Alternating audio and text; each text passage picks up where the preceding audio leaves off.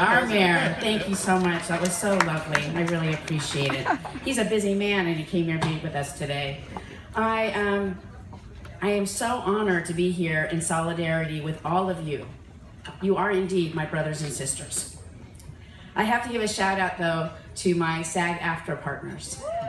My brothers and sisters who are here today, to my wonderful husband, Charles, and to my 2 beautiful daughters.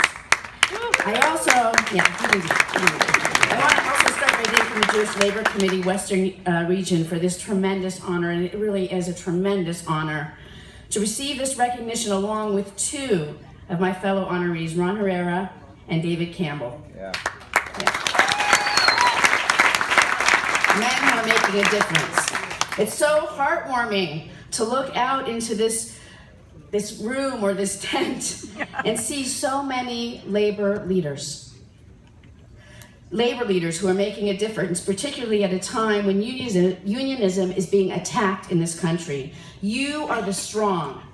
You are the courageous, the shifters and the builders. I grew up with the labor movement in my home. My grandfather was a member of the Liquor and Tobacco Union in San Francisco. He fought, I remember this when I was a little girl, he fought and stood up against those who would bind an individual from their rights to earn a fair wage. There is a whole generation of young men and women in the workforce who have potentially lost a connection to what unionism is in our country. Why? Because they never had to think about union.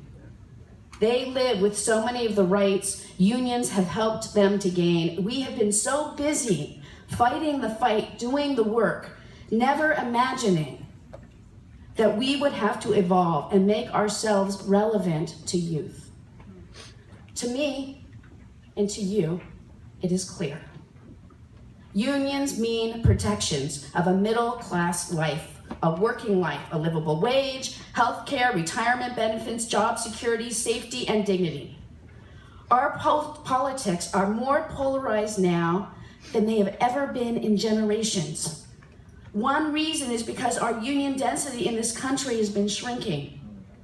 But, and this is the good news, in the backdrop of that polarization, there is a silver lining. We are seeing young people get involved in campaigns in greater and greater numbers.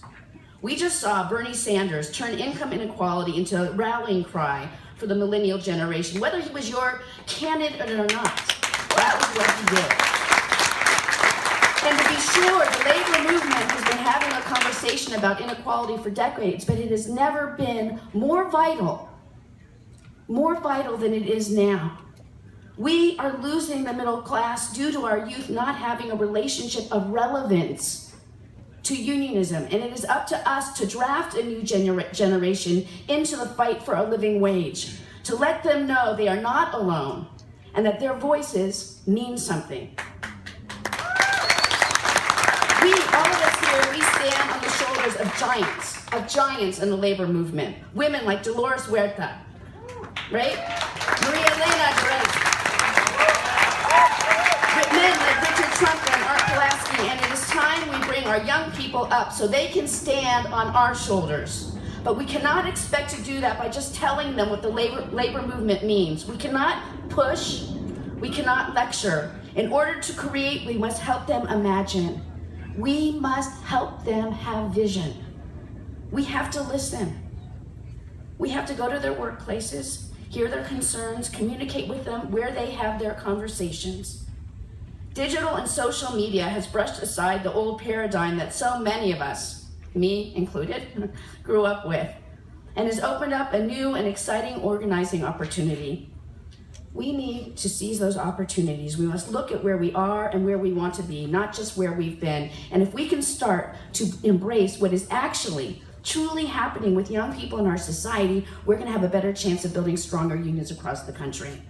If we are truly inclusive, we will be able to rejuvenate the movement we all love so dearly. And I am excited by that aspiration. I brought my daughters here today because I hope they will become the voices of unionism going forward, and that they will help. And that they will help ensure their generation has a better future.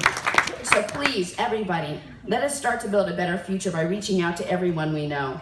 When you leave here today, I want you to commit to the following and connecting in social media with labor colleagues, allies, friends, family members. You don't have to be a member of a union to reach out to them, right? Everybody, we want them to be involved. We need to follow each other on social media, do everything we can to lift each other up in the world. And this is what I want you to tweet out, everybody. Whether it's tweet, face, Instagram, Snapchat, unions support youth and family, #Union Strong.